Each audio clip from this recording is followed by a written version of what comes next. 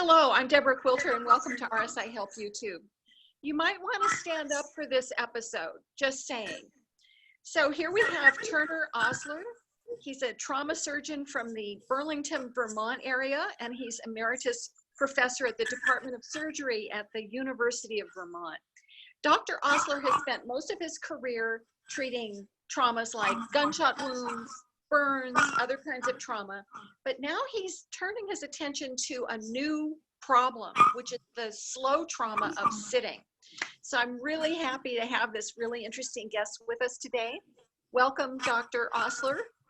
I'm delighted to be here and delighted to, spread the gospel about, just exactly how big a problem sitting is. Yes, so why don't you start out by telling us the problem, and then maybe we can get into this interesting study that the American Council of Exercise talked about if we have time. Sure, yeah. So sitting is something that humans can do, but it's not what humans are designed to do. Humans were hunter-gatherers for 300 million years, chasing rabbits and running from jackals.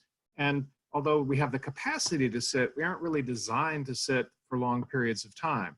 And in fact, if you look at hunter-gatherer populations that are still the best examples of how we lived for the last 300 million years, they don't have chairs. They squat, or they lie down, or they're up walking, or and that's just about it for postures. Possibly, sitting in cross-legged position and other things, but sitting on chairs just wasn't part of the picture. And it wasn't part of the picture for any of us until about 100 years ago, when suddenly a couple of things happened. Furniture became very cheap to manufacture because we had factories, and most of our work was that went from being on a farm where you're up and around to sitting down doing some kind of information processing. And we made this transition sort of without noticing. Everybody went from walking around and standing up to sitting down for really on average 8 or 9 or 10 hours a day in the United States. That's an immense science fair project that no one has been watching. And it turns out sitting is really bad for people. We have twin epidemics of back pain and so-called sitting disease, the constellation of obesity, diabetes, heart disease, and premature death. And all of this seems to stem from our recently acquired habit of sitting slumped for 8 to 10 hours a day rather than being up and around. I think I read a statistic a long time ago about sitting. They considered a sedentary job 100 years or so ago when someone had to walk 10 miles to get to his job and stood up at a desk. So that was considered sedentary then. And you probably, Right. I haven't tracked this down, but I thought it was really interesting. And today, not only is everybody, writing code sitting down and everybody squinting at spreadsheets sitting down, but even people working on farms are sitting down at these immense harvester combines that are directed by GPS, checking their email. Basically, every occupation has been turned into a sitting position. And this is something that, as I say, we're exquisitely optimized not to do. And it's interesting. I've gone off on this before, but we are the only one of our primate family that has an obligate need for exercise. Bonobos and chimps and gorillas and orangutan, all of these other species are perfectly comfortable cracking nuts all day and then ambling up a tree to sleep at night. They basically do no physical work. Humans, on the other hand, took that fateful step out from the jungle onto the savanna to become hunter-gatherers. And the hunting part and the gathering part involved an immense amount of walking around.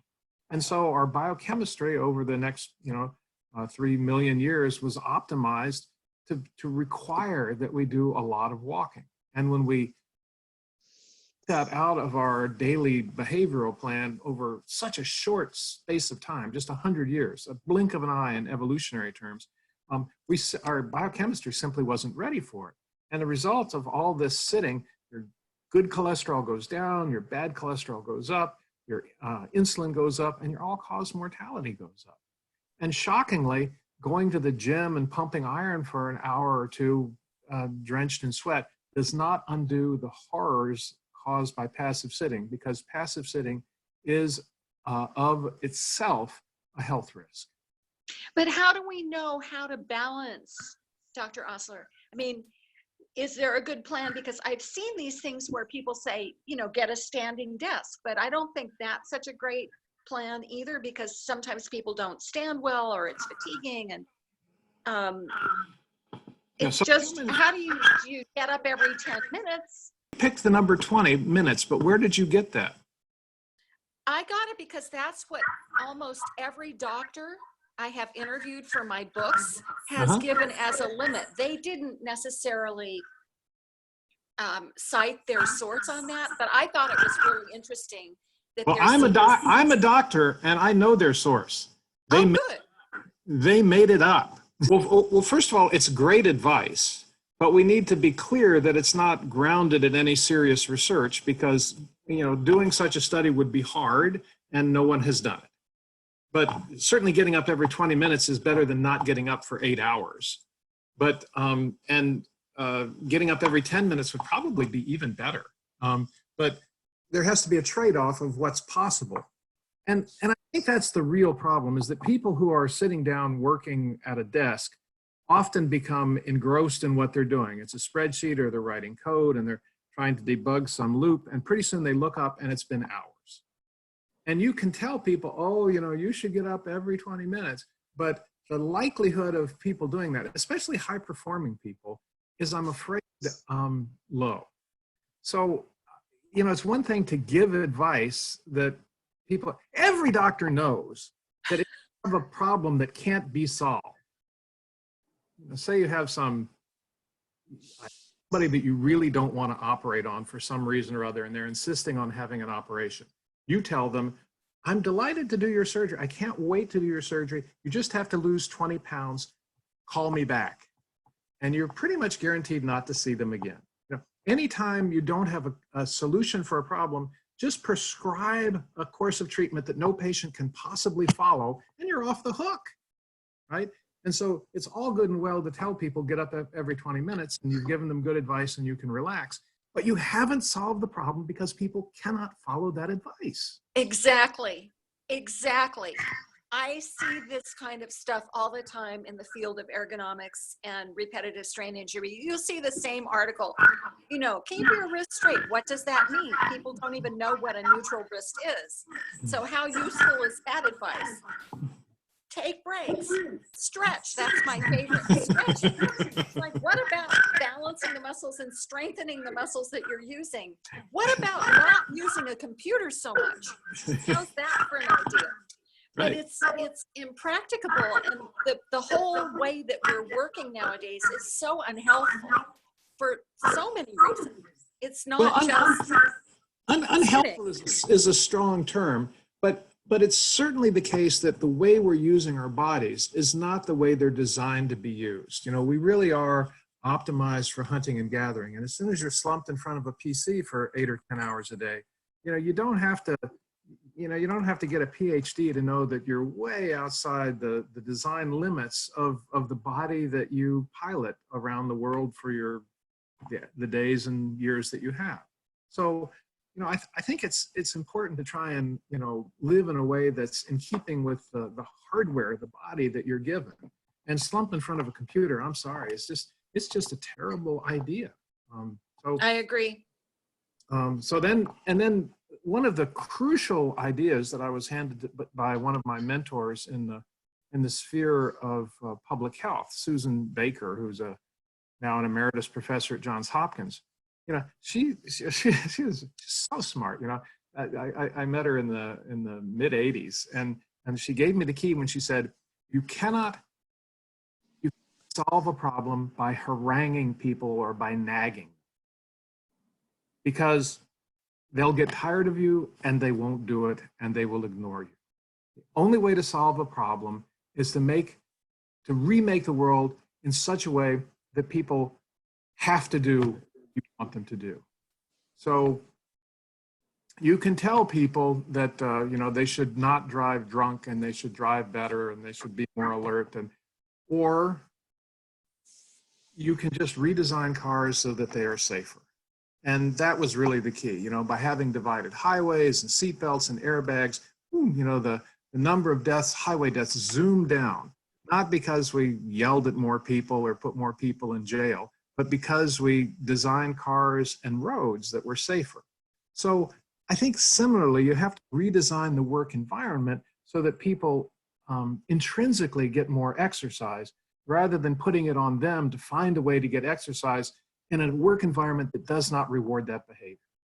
Exactly. I think that's really a key. And one of the things that I was going to ask you about was the concept. And here we're getting into the conflict between tool design, chair design, and the body's, the chair optimizes sitting. But there is this concept called active sitting. And one of the things that I encourage people to do is fidget. But unless you've got one of those swivel chairs, most chairs are kind of static. So you have to make the effort to fidget. And some people do that naturally. But if we were to design a chair, what would that chair look like?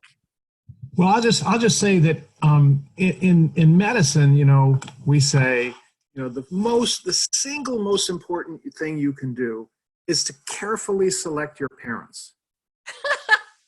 And if you pick some parents who have bad genes or bad habits or whatever, I'm sorry, that was a big mistake. But since we mostly can't pick our parents,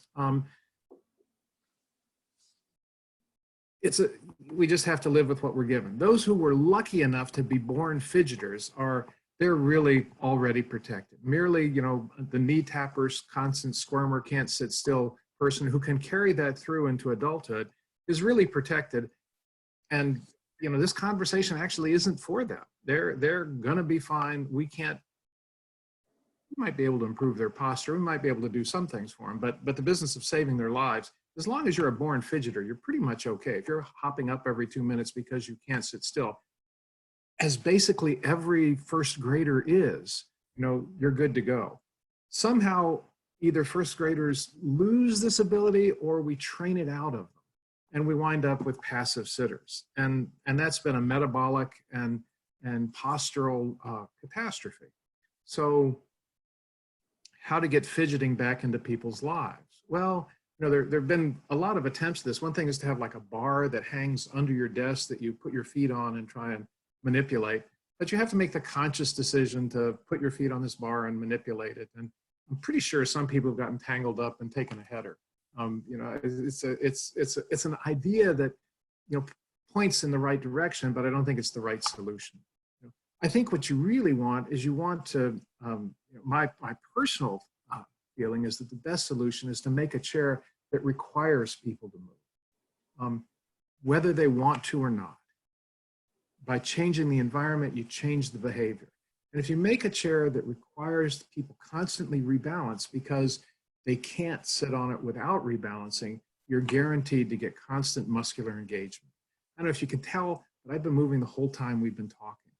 And the reason I've been moving the whole time we've been talking, and I've been sitting on this guy, which is a stool. It's got 4 legs. It's got a top and a kind of a basic cushion made out of felt, but it's sitting on a tennis ball. And because it's sitting on a tennis ball, it moves in all directions. And you know that it requires constant engagement because if I were to doze off, I would find myself on the floor.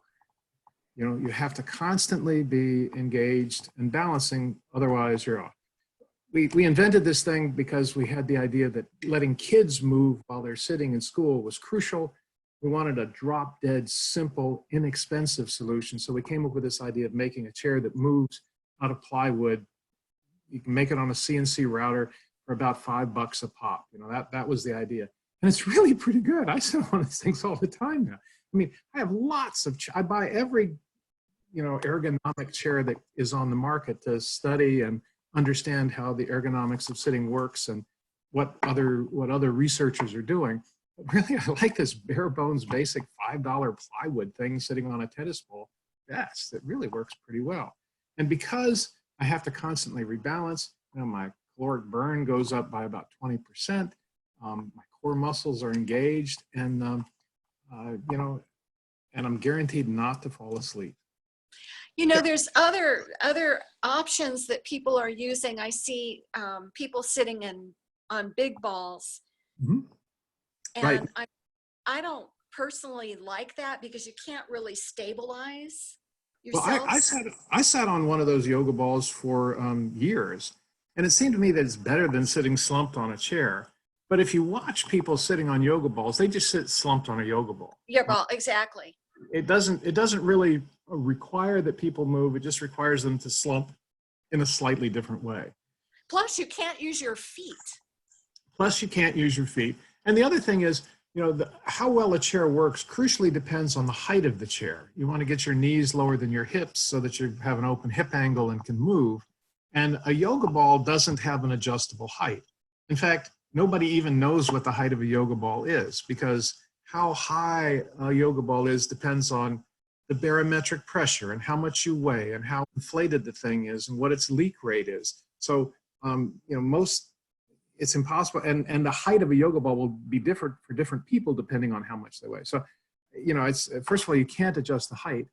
And the second thing is, because they're made out of not very good plastic, there's been, well, the head of HR at the University of Michigan, University of Michigan has 30,000 employees, and they have a rule: no yoga balls, because they have 5 catastrophic failures. Because, you know, a yoga ball is just cheap plastic, and the plasticizer evaporates, and sooner or later, it's not if it's going to pop, it's when. And when it pops, boom, you know, people go to ground suddenly and unexpectedly. And they've had workmen. They've had a head injury. They had to drill burr holes to get the blood out of the guy's head. Oh my goodness. Had broken bones. Yeah, That's bad. So they just forbade yoga balls throughout the organization, because it's just not worth. First of all, they don't really improve anything, and then they bring this added risk.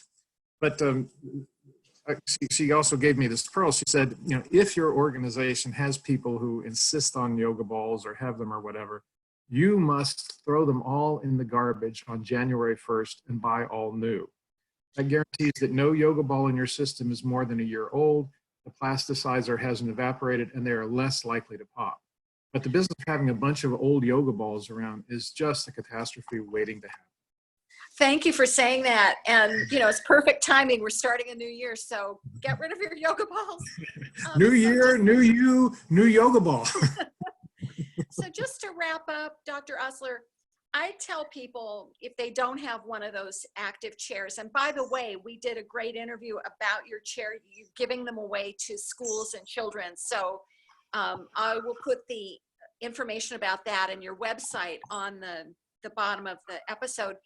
But I tell people very often to march in place when they're sitting, if they're stuck in a static chair. You know, any movement that you can do, and there's some great lessons. I'm going to record some great Feldenkrais lessons on finding the good posture so that when you are sitting, you're not slouching. But do you have any other advice to give people about? No, I think the marching in place is terrific. And as you know, as a Feldenkrais trainer or teacher, you know about, you know, there are all kinds of ways to march in place. You know, move your heel laterally, move your toes laterally, move your heel laterally, move your toes laterally. I mean, you can do this kind of lateral march that's very interesting, or you can do the up on the heels on one foot and toes on the other. Switch heels to toes, and these can be quite challenging and extremely helpful. Yeah, it's good brain training. I mean, that one where you're in, out, in, out, in, out, and then back in. And I've taught that to people and they can't do it. You know, it takes a few go rounds. So I think it's good for getting the hemispheres of the brain. I'm not an expert on that, you are, but getting the brain perked up, and this is all connected. I think that one of the other pieces of advice that I give people is, if they're stuck on a problem and they're blocked, I tell them to get up out of their chair and walk around the block, and usually they'll go, aha, I've got the solution, because the veins are pumping the blood back up to the brain. So I think that's or something else. But you know, everybody from Einstein on down, you know, had the, you know, if I can't solve it, I go for a walk solution. Oh, I thought I had come up with that all by myself. Oh, no, no, no, no. Depending on the day, sometimes I need 8 or 10 walks. Yes, yes. Well, walking, isn't that what we're designed to do, really? It's That's what the we're, one but it, activity that we can do for long periods. but it doesn't just optimize your posture and your physiology. It also optimizes your cerebral function, which is like completely unexpected, but absolutely true. And when we've measured it in, kids on active chairs, they think better. Good, Just good. walk, any kind of moving makes the brain work better. All right. Well, on that note, we're going to end this, but we're coming back and we're going to talk about why standing is not the solution either. So Okay. thanks everybody for watching RSI Help YouTube. Please subscribe. And if you want information about Dr. Osler and his chair, go to QOR360.com and you'll find out he's got a great blog. You can read all about the metabolic effects of sitting. And anyway, thank you for watching. Please subscribe and we'll see you soon.